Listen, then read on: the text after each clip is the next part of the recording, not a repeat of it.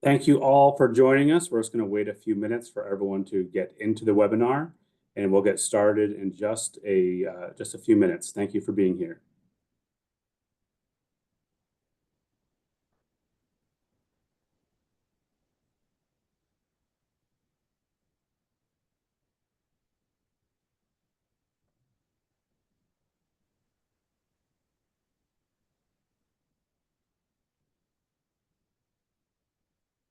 It's great to see the participant numbers going up as we're just waiting the final few seconds to get started. Really look forward to the conversation, and thank you all for joining. All right, it's 12:01. I'm officially going to kick things off. So, welcome to the joys and challenges of leadership in higher education. My name is Sean Devendorf. I'm the Executive Director of Alumni Engagement and Annual Giving here at Tufts.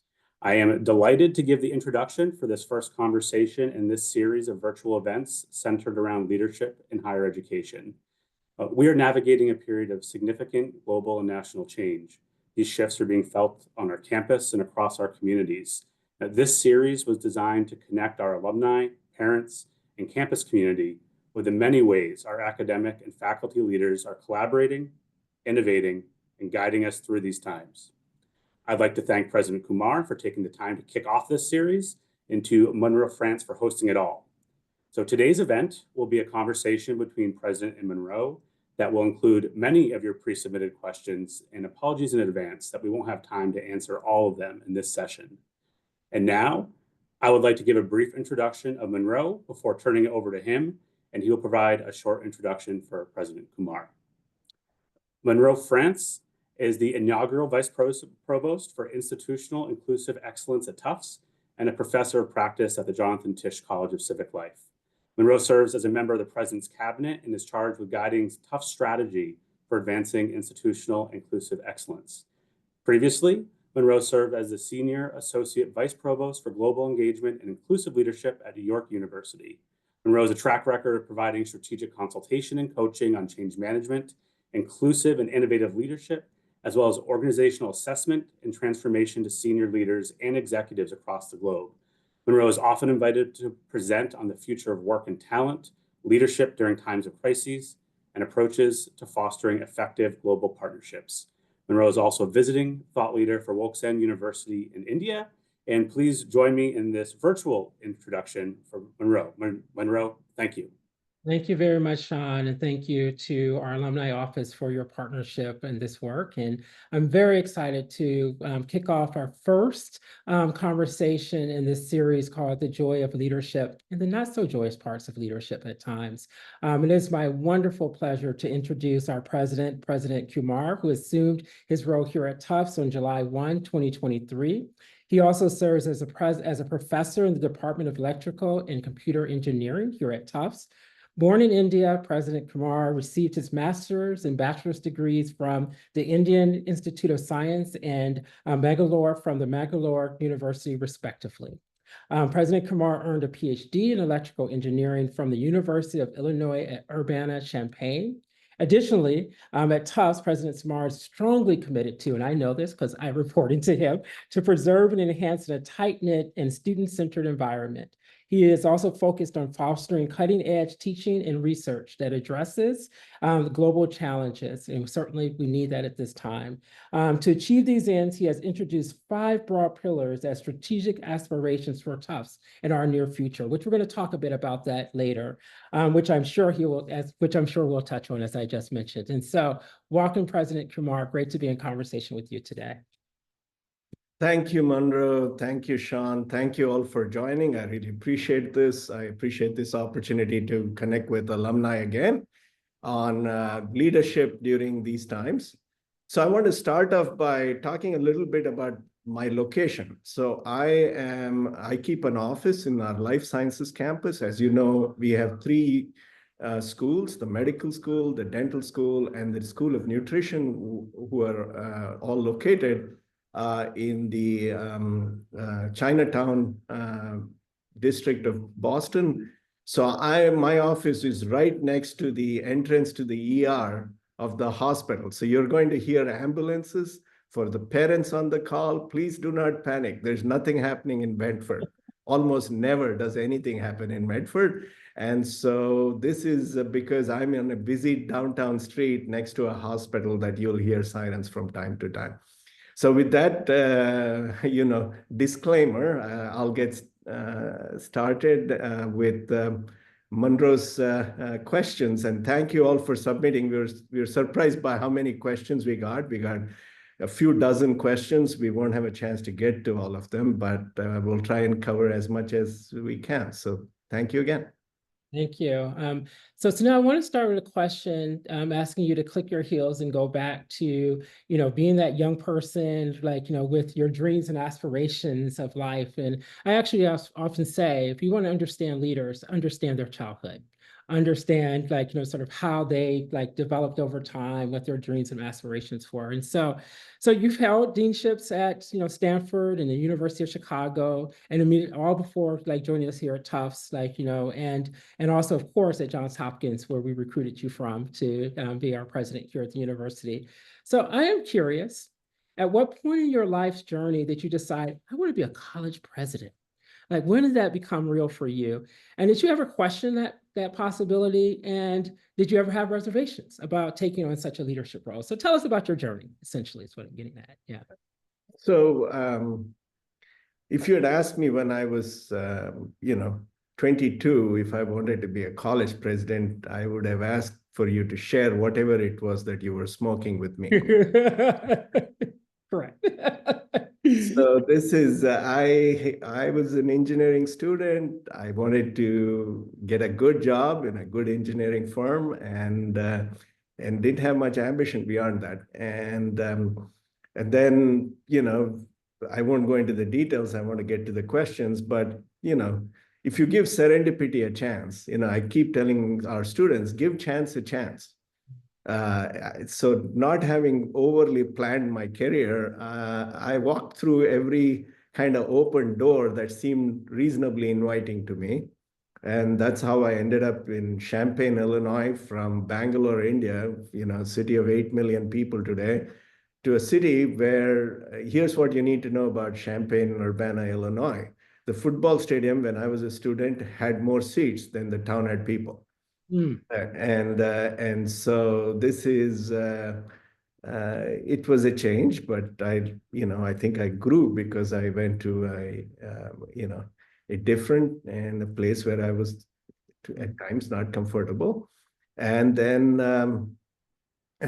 I got a job at Stanford, again, because of all places, St. Paul, Minnesota, where I went to a seminar and met people from Stanford who seemed to have liked me. And so for my career is an example of having given chance a chance. And I don't think I thought about being president even when I was dean. It was towards my second term as dean that I had a fantastic mentor at the University of Chicago, who was the late Bob Zimmer, who passed away a few years ago, Robert J. Zimmer. And there are 8 or 9 presidents in this country who all trained under Robert J. Zimmer. And that's when it was Bob who raised my sights. And when I thought of applying for provost jobs, which are, if not president precursors, they're jobs that at least set you on that path, he was the one who was most supportive. And so that was pretty late in my career. I had already done a full term as a dean and was in my second term when I started thinking about it. So before that, it was kind of a random walk through life. Now, and so I want to follow up on this piece too. Did you ever question it for yourself as you're in the journey and exploring? Did you ever say, maybe this is not for me? And especially given that, there are very few presidents that look like you, and in a university setting. So I'm curious about that. Was there ever a question about, is this really for me? Yeah. Well, I won't name the university, which has today a fantastic president, so they made the right call. But I was interviewing for a major university, a football powerhouse. And I was asked a football question, and I flubbed it so badly that I was asking myself, really? What was I thinking? Now, there's I think it's a Quaker hymn that ends, It's a gift to be simple, gift to be free, gift to land right where one ought to be. Well, I landed right where I ought to be at Tufts. And so now I don't question it, but along the way, sure. I think I have a well-developed sense of my own fallibility. I know I can screw up, and I do. And so questioning my choices, I think I see as a important control mechanism. You know, I mean, I will say that's what I very much appreciate about you. It's, you know, you're a very calm, and introspective and reflective leader in many ways. And so I actually want to then talk about leading in this time, right? Which we know, and give people maybe just a little bit more of like, you know, pulling open the blinds a bit more into a better understanding. What does a president do? Like, you know, what's the scope of your role? I know that the job is complex. It can be challenging, but it also can be really dynamic, right? You have the ability to make a lot of impact. And so would you help our community maybe just better understand what some of your core responsibilities are in the way you see it as being a university president, and especially here in the context of Tufts? Yeah. So at the risk of putting people to sleep in a prandial coma, I'll just describe today for me, and, you know, my calendar today. So I'm going to do something that you expect a president should do, which is at 4 o'clock, I'm going to meet with leaders of 25 different student organizations to just talk about the upcoming semester and issues on their minds. They've submitted a bunch of things they want to talk about. And these are everybody from the pre-med club to the Tufts Community Union, to the Tufts Daily, the newspaper, to political organizations on campus, and everything in between, and including the social collective, which organizes social activities on campus. And that, of course, the university president does, which is to engage with the students, to hopefully do even more and inspire them to do better. So that's something that I do. But this morning, I also met to talk through our VP of Research about our, you know, a master plan for improving our research facilities across the university. So I also have a kind of organizational responsibility towards, you know, making sure that we invest in our future, et cetera. And then the third thing I did was to meet with the Dean of Medicine about her plans for new hires and things like that, which is also my responsibility to look after the schools and deans in conjunction with the provost. And finally, I'm going to lunch with somebody who runs one of the major cultural organizations in the city with whom we would like to have a partnership. So I have a leader I have part of my job is civic leader in the city. Part of my job is a faculty member to the students, and part of my job is to manage a complex organization with schools like medicine, and part of my job is to raise resources and invest them back. So it's an interesting job. Doesn't leave you with many transferable skills if you get fired. So I think that'd be sure. But jack of all trades, many of none, right? So yes. So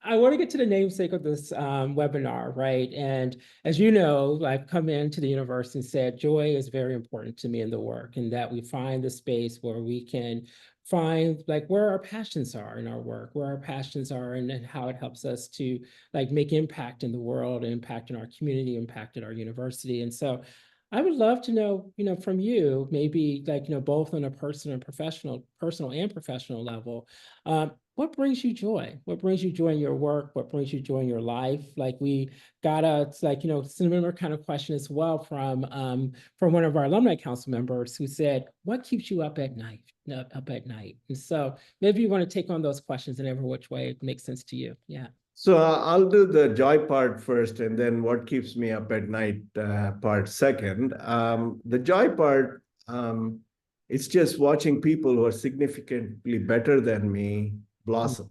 This is one of the great pleasures of being a college professor. You watch 18-year-olds come in, you watch, grown adult citizens go out, and then 20 years later, you get to watch what they accomplish. And this is a great privilege for us. It's a great privilege for us to watch and brag about what our alumni and our ex-students have done. The thing I'm most proud of is 8 of my PhD students are tenured full professors at various universities in the country. And one of them just became a dean. And so, this is for me, it's a great pleasure to watch the next generation. That gives me joy. What keeps me up at night? And first of all, I sleep well at night.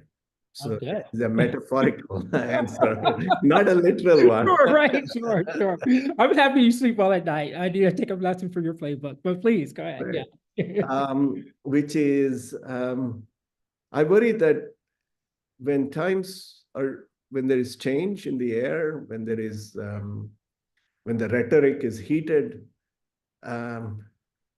we can live too much in the moment and too much on a defensive posture. Yesterday, I did a staff town hall where somebody asked me a question for which there was only a defensive answer.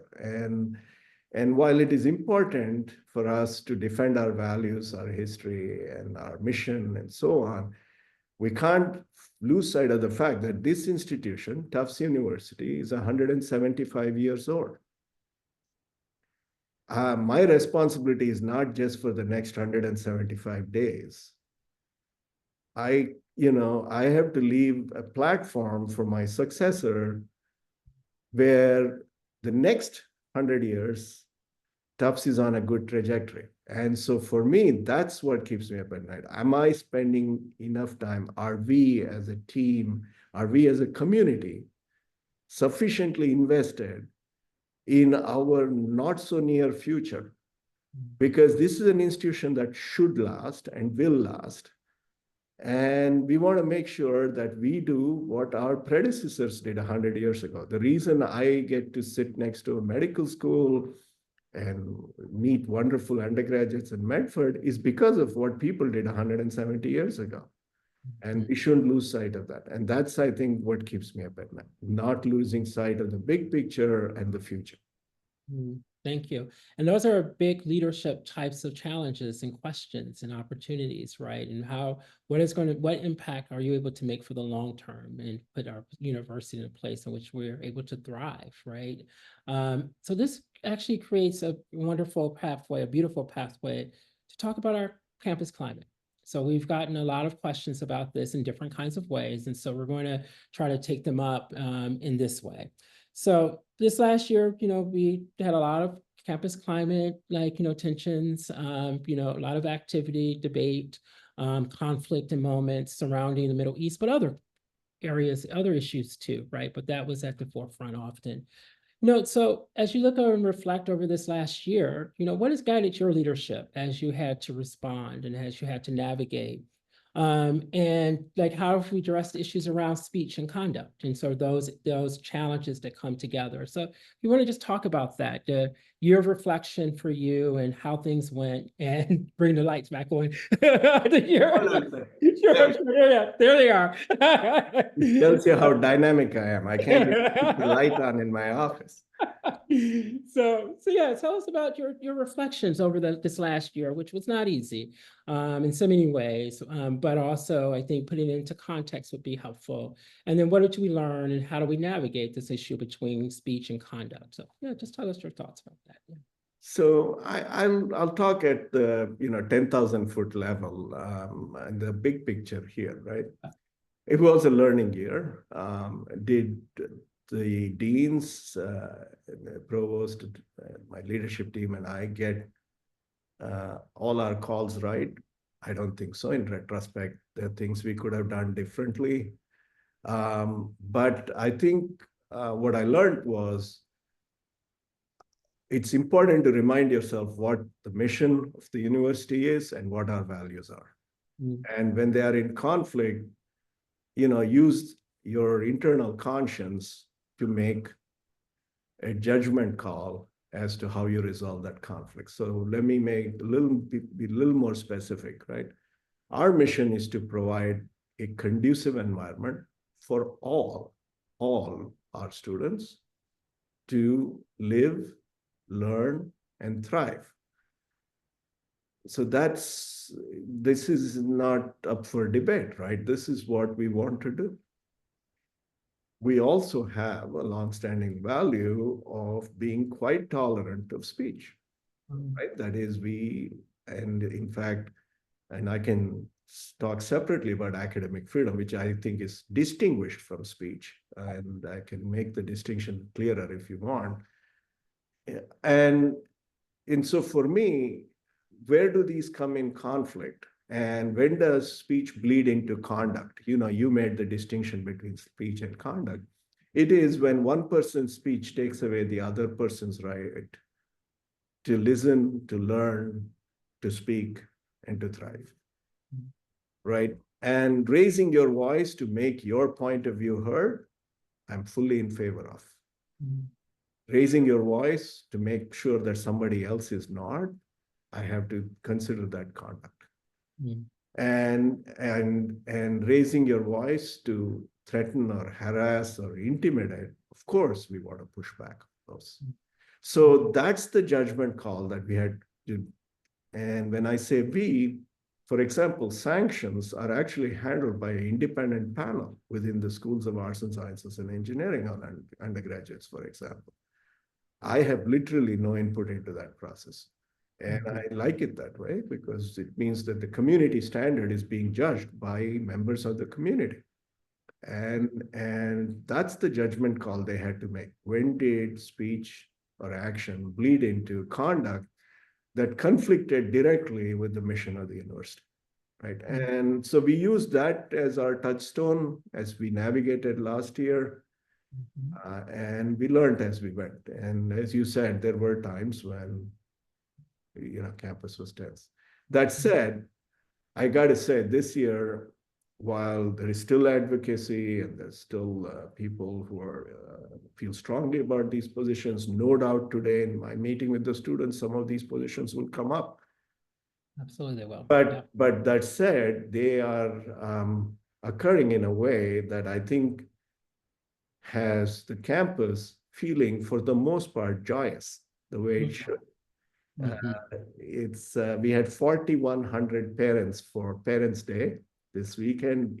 It hasn't rained here in, I think, since 2022. I mean, I haven't brought my winter coat out. It's 50 degrees outside. And so we had a wonderful weather for Parents' Weekend. And the only downside was I managed to annoy all 4,100 with my speech, but where I told them to do less for their children. They didn't like that. But other than that, so it's different campus this year. It's more like campus should be. Absolutely so. And maybe I should, this is a conversation, so why don't I pitch some of it back? One of the things that you've been doing is to build platforms for dialogue so that people who have opposing views, who feel strongly about issues, can, in a safe platform, have a conversation. So maybe you should talk about that. Absolutely happy to do, Sunil. So, dialogue is a big conversations, discourse, dialogue. Sometimes maybe even debate when done like in very healthy ways that, in a safe context where we can actually learn from each other. And so we've spent like this year really investing in creating space for dialogue, not only for our students, but also for our staff and faculty. And so we've invested the university, hearing perspectives from like our students and even some of our alums about how we bring the campus together to heal. And so we've hired like 3 people who are working in the space in the academic context, in the research context, in the restorative context, and in the community building context. And we've started to see the sparks of this. And even now, students coming in and asking for these opportunities. One thing we do, I think, which is really signature is Tufts Table. And this is where we bring all facets of our community together to break bread and to be in dialogue. We do this twice a semester, and this is a signature event that leads up all our smaller events leading up into these opportunities to have the community come together and we tackle challenging conversations, topics that are at the core at the university. And so I think this is a pillar that we'll want to continue to advance in our work as we move forward, as we think about institutional inclusive excellence across the university. So that's just one way I would say that we're doing it. I think for you, you mentioned something about the values of the institution and who we are. Did you want to say anything more about that, like in relation to academic freedom? I know that you had mentioned that just a moment ago, so I'm curious. Yeah, so I'll talk a little bit about our values and our history and so academic freedom, and so maybe I should use this opportunity to distinguish it from freedom of speech. For me, academics freedom is different than academic speech because academic freedom comes with academic responsibility. Yes. And in particular, we will defend a claim made by one of our faculty members, or for example, should the claim meet the standards of the field. We would not defend a demonstrably false claim in the science, for example. If you advanced a claim that is not borne out by the evidence and data, then that's not something that the university is obliged to defend. But anything that meets the standards of scholarly inquiry in their field, the university is obliged to defend, and it absolutely must. For me, this is not one that is, and the right forum to challenge that claim is in the same scholarly debate, which is to bring other evidence to bear that refutes the claim. And so for me, that I think is an important value for us to have as we move forward.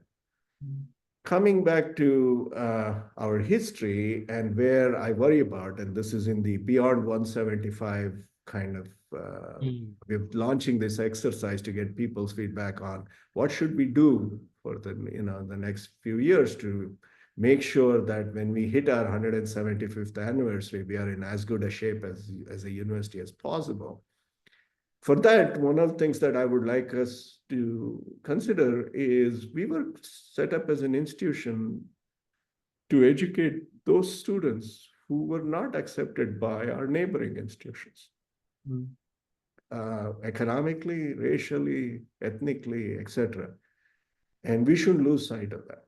We shouldn't lose sight of what we were set up. And so one of the things that I worry deeply about is our ability to provide accessible education. Now, we meet demonstrated financial need for any student we admit, but there's a limit to how many students with deep economic need we can admit. So the number of Pell students we can admit, for example, last year we admitted about 12%.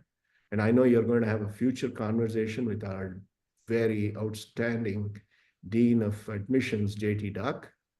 And JT will walk you through, if you were interested, the economics of financial aid and why it is hard for us to have, for example, support for middle-class families, which we would like to do. And so for me, our history and our values tell us we need to become more accessible as an institution, especially economically. And secondly, once it's not enough to just provide access to the university, we have to make sure that the university is a driver of mobility. Sure. Which is that our students, when they come out, have the same opportunities to succeed in whatever profession or calling or vocation that they choose as anybody else. And that requires us to invest in the student experience and not just worry about financial aid. And that's also something that I am keen on doing and intend to do. So that's how I read our history, as a kind of a guidepost for us on things that we should prioritize in the next decade. Thank you. So I want to pick up on that social mobility piece, and I actually want to tie it into a conversation about the rankings. And we got a few questions about this and how Tufts is responding to it, thinking about rankings and how they influence the decisions we make and how we prioritize what we're going to focus on. And so we know that US News and World Report has changed the way that they think about rankings and the way that the methods to getting to rankings. And one of the areas which you just mentioned includes social mobility, right? How are we creating pathways for people to come out of their college education and see themselves having, like, more mobility in terms of whatever that looks like for them, but ensuring that our students are, like, are able to grow their financial pathways. And so can you talk about two pieces? One, how are we thinking about rankings? I've heard you talk about this, like, I know you have some real significant like viewpoints on this and perspectives. And also, if you want to say more about what we're doing in the space around thinking about and addressing social mobility, as you said, going beyond just financial aid, but thinking about how do we support our students comprehensively in terms of, like, their career and life trajectory. Yeah. Yeah, so for me, look, rankings are not an end in themselves. But they are an important indicator of various objective metrics of the university, some of which actually align with the mission of the university. And therefore, when you get a bad score on that, you're supposed to care. So for us, for example, one of the places where we don't get a good score is on the economic diversity of our class, which I already have brought up. That's something we should work at fixing. It's not just for rankings. From our perspective of our history and our mission, we should care about that. Then there are parts which are, for example, a 6-year graduation rate is part of the metric. How could you not care about this? We have a 10% admit rate, which means for every student we admitted, we turned away 9. Then at the end of that, if that student doesn't graduate in 6 years, well, that's a problem for us. Now, our graduation rates are high in absolute terms. So about 93 to 94%, depending on the year, of our student body will graduate. So the dropout rate is about 5 to 7% or something like that. So it's not in absolute terms, not a high number. But it's a high number when you control for the selectivity of the program. The second is some of them actually leave our program simply to transfer to another place. They always wanted to do journalism. They got into Northwestern, so they're going. That's fine. It's not a failure for us. And even though the rankings may count it one way, I don't count it that way. But then there is the other one, which is they either don't finish or they transfer to an institution that is not exactly a peer, and then you're wondering, could we have done better with this student? So that's an example where we should do better, right? Yeah. So that's an example. Then there's a third one, which is more complicated. So I'll do that part just so that I can illustrate all 3 parts of this. The third one is one of the things my rankings measure is starting salaries of people who took federal debt, for example, which is a measure of how much economic value do you add to their lives. On the one hand, we have a school of the Museum of Fine Arts. Penn has the Wharton School of Business. So it is unlikely that the starting salaries will come out the same for these 2 populations. But it's a choice we have made. And just because it would help with rankings doesn't mean we convert the SMFA into a business school. Right? Absolutely not. Absolutely No. not. Please do not. I love the arts. Please don't. Absolutely not.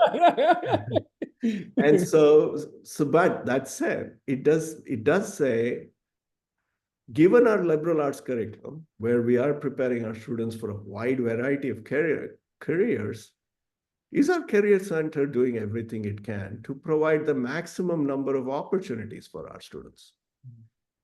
So is there a signal in there that says we can do better on career services? Well, that's a question we should ask ourselves and evaluate where we can do better and invest in those parts.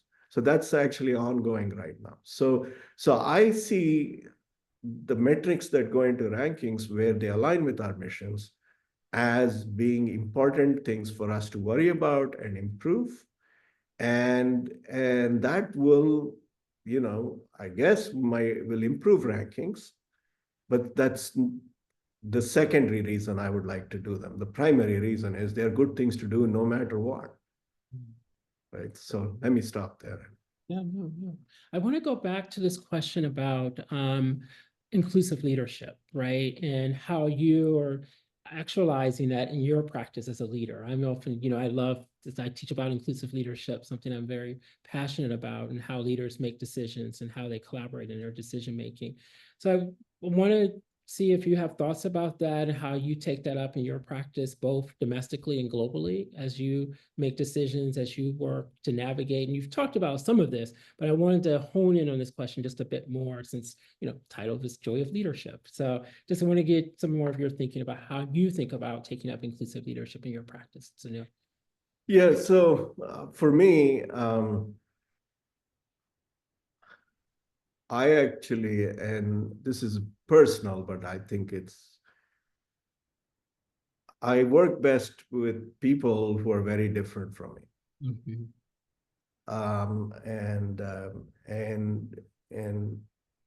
And I guess I'm too dumb to know better, but I make friends with people who are very different, walk into places where only after the fact I realize I may not have been 100% welcome. But it never bothered me before and won't bother me again. I walk through the door and so for me, difference produces friction, which produces light, not heat. Yeah. Done properly, friction produces light, not heat. I think we make better decisions, we do better science. There is evidence of all of this. All of it. Absolutely. When teams are consisting of very different people. Homogeneity rarely results. Think of 15th century Italy and across the border, or 16th century Italy and across the border, Switzerland. And ask yourself, what does conflict, diversity, arguments, what does it produce? And in one place, the Renaissance, I will not describe what it produced in Switzerland because I don't want to risk offending any Swiss on the call. So, so I actually believe that healthy tension between people who think differently produces light. Yeah. I mean, like, as you said, I mean, you think about even the work of people like Scott Page, who's a cognitive scientist, that the more complex a problem is, the more diverse a team you need, right? Because it gets to better solutions always. Like, those types of teams always win out. And I will say that you certainly have a diverse team in terms of thought and perspective, how we work together, and how we come up with solutions. That is for sure. Which makes for exciting meetings at times, makes for very, very exciting meetings. But let's go back to this piece around what are we doing with our students, right? And again, we got questions about how are we preparing our students for the future? And some things were around financial literacy and helping them to be more astute and understanding financial literacy and navigating, especially during challenging financial times. But then we had also the question about AI, right? And emerging shifts in, in disciplines and, the greater integration of technology in all fields, right? Quite frankly, we'll let you get the light. Right, there you go. So talk to us about that. What are your thoughts about, or what are we doing to prepare our students for a shifting future and emerging trends in our future? Yeah.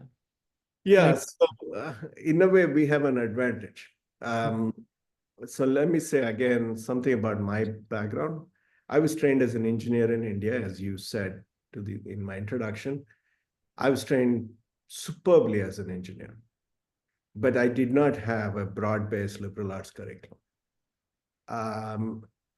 For example, I had to learn 4 programming languages. It was required. As an electrical engineer, I had to learn 4 programming languages. None of them exist today.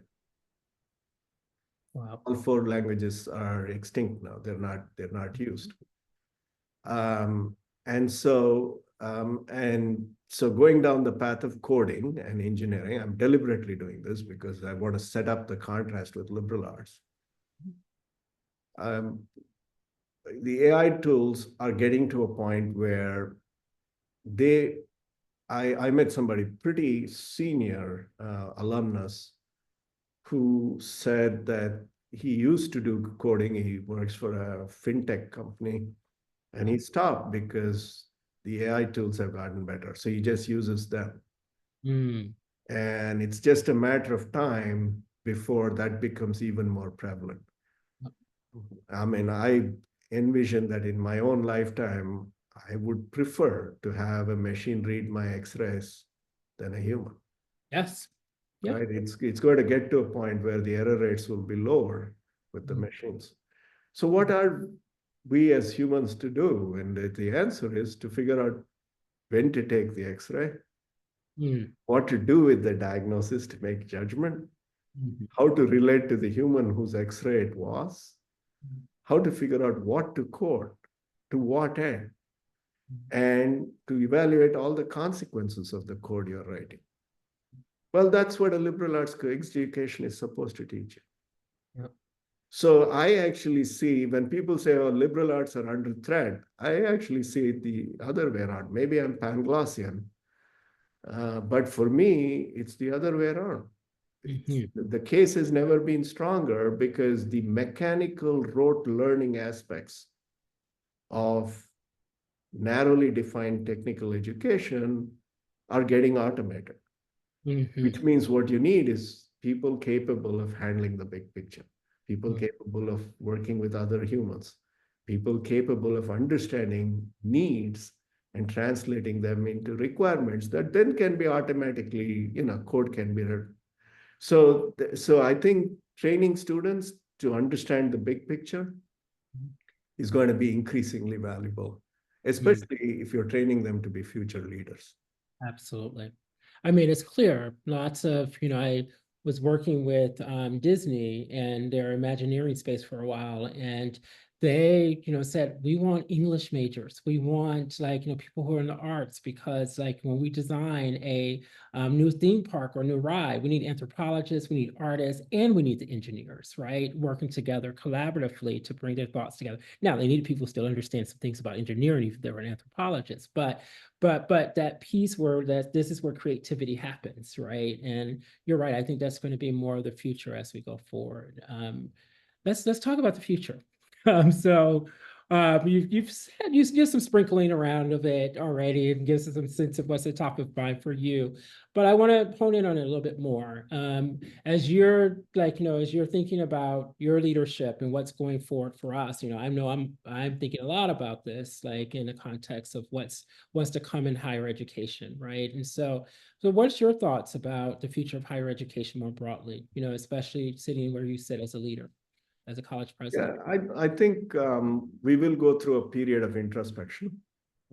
I don't necessarily think that's a bad thing. I think it's hubris for any organization or any sector to say, we figured it all out, we're perfect. No, we're not. But at the same time, yesterday somebody asked me, because she read it on a subreddit, that higher ed will implode in 10 years or something like that. And that's unlikely to happen, in my opinion. Wow. So I don't believe the doom and gloom stories. Right. But at the same time, there will be some internally driven and some externally driven introspection, which is not a bad thing for us to do from time to time, right? And this would be about things like the quality of discourse on campus, which is something for us to think about.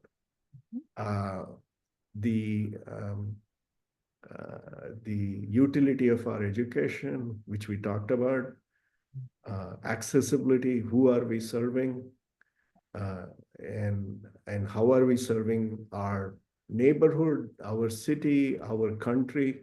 I think we have responsibilities towards all of them, and all of those we need to from time to time look at. And so I'm not I'm not particularly worried. I think it's we need to do this. That said, if there are things that directly affect our mission, we will then stand up and make the case as to why.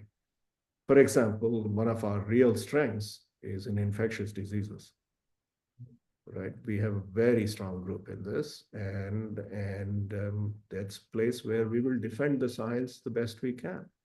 And so we will stand up for our community and our values when we have to. But at the same time, we will also do the introspection that we need to do from time to time as to, are we doing things right or are we not? That said, I would caution our alumni and our parents on the call, do not extrapolate from examples. They tend to give the plural of anecdote is not data. Right. So, and so there are always anecdotes, including at Tufts, of things that you think are simply symptoms of something gone completely awry, and it's not always the case. So the truth requires you to look more broadly than at a few anecdotes on whichever side that you might find egregious, right? So anyway, I'll stop there. Do you think there will be any differences between what private versus public institutions will have to take up into the future? There have always been differences, so those will continue. For us, and there are certain things that, which have, so let me pick one that has somewhat broad bipartisan support, which would be significantly problematic for us, which would be an endowment tax. Right? This is one where private institutions will get hurt more than public institutions. And for us, the endowment tax right now, we are exempt from it because sadly, our endowment per student is below the cap. Because remember, if we had more endowment, we would be admitting a broader swath of students with more financial aid. It's not like we take the money and go anywhere. We reinvest all but like a tiny sliver, 1% is what we put away for a rainy day, the rest 1.5%. The rest of it, we put straight back into our investing in our operations and our mission. And so given that, that would have a significant impact. So then we would have to figure out how we manage around it. And so there will be impacts on some of the things that are currently being considered, and we'll put our community first as we think through how best to handle them. That's interesting. If you don't mind, there's a question that came up about how do we plan to address the endowment, like the growth in endowment. Would you want to respond to anything about that, or Yeah, so I think I'm going to broaden that and say, how can we invest more in our students and our programs? Because the endowment is only one part of the answer. The other part of the answer is to generate revenue sources that are not our undergraduate students, for example, or our master's students. But more broadly, for example, the Fletcher School has started doing mid-career programs, which I think are extremely valuable. And these are examples of where you want to have, you feel you can add value to people. So, for example, there's a data science program which is taken by mid-career people in the math department that's doing well. And I think that's an example of something where we can add value, we can generate revenue, and use that to subsidize other parts of mission. So we don't have to, for example, grow undergraduate tuition as much or grow the undergraduate class at all, because I think we're kind of tapped out on growth there for the time being. So that's one way to do it. The second one is on the philanthropic fundraising and growing the endowment part.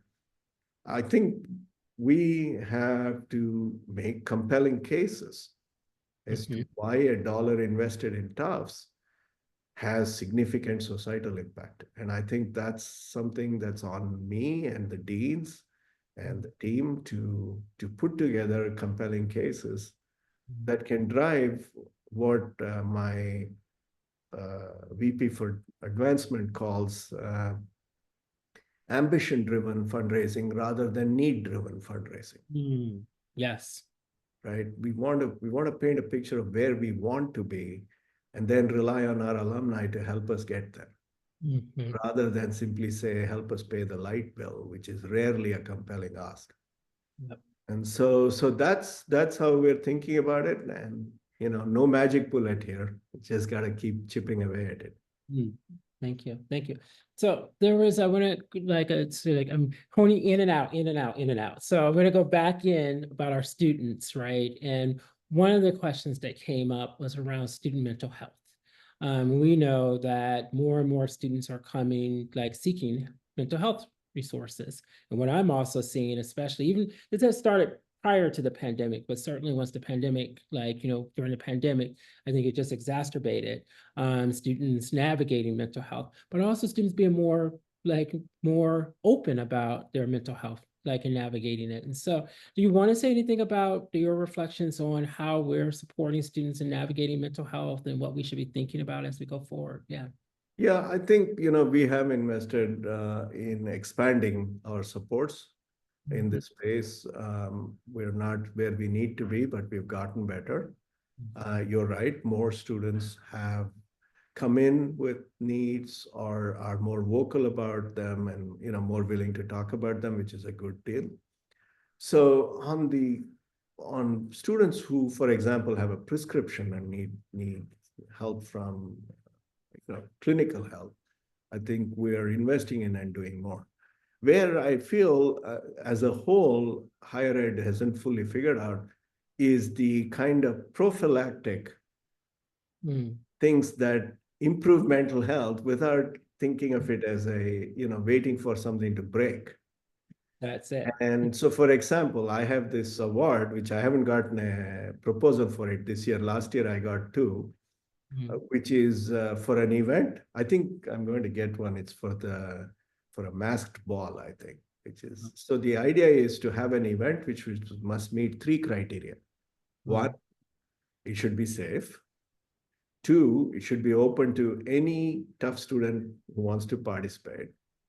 And three, it should have no use, no ostensible purpose whatsoever, other than to have fun.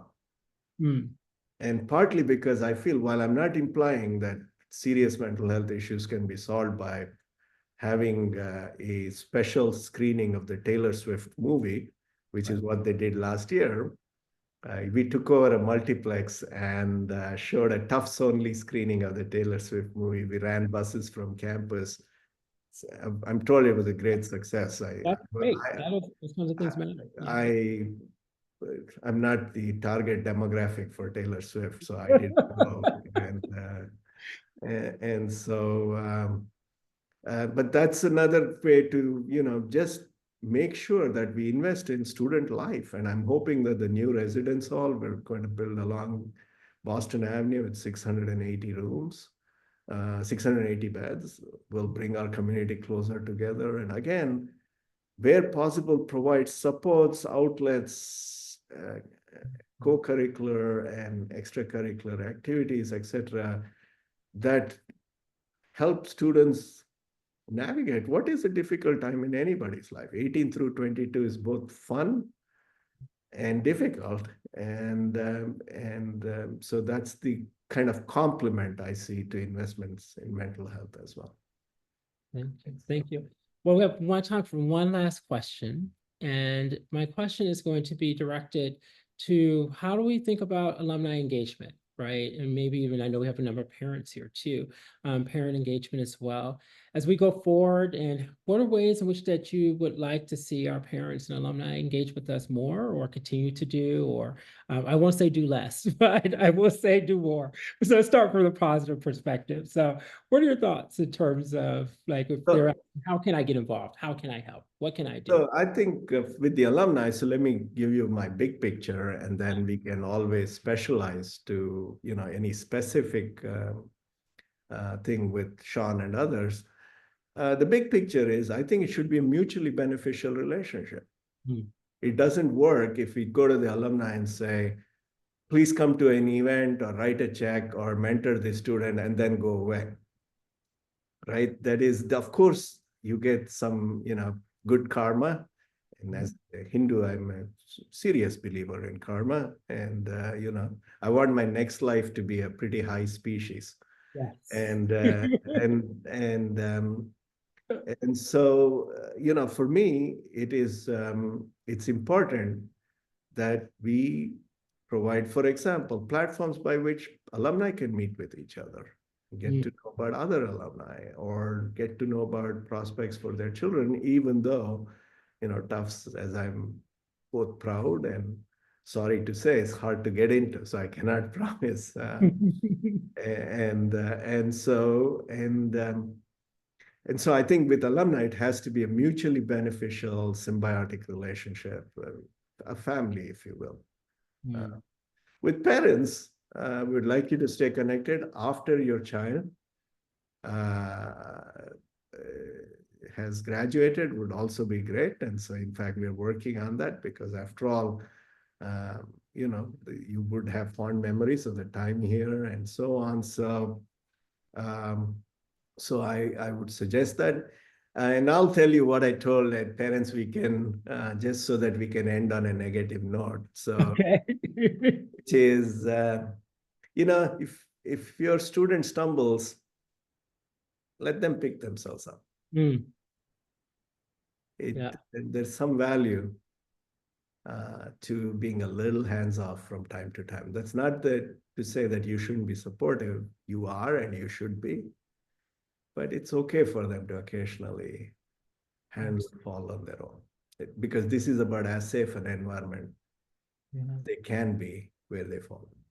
Yeah, recovery and resilience are learned skills, and you only get to learn them if you actually have to practice them. Well, President Kumar, thank you for joining us today for the kickoff of the Joys of Leadership. I have very much appreciated having this conversation with you. We meet regularly, but I still learned so much today from our conversation. I know you have to take off, and so I will do the closing, but let you transition off camera. And so thank you for joining us today, and I look forward to connecting further.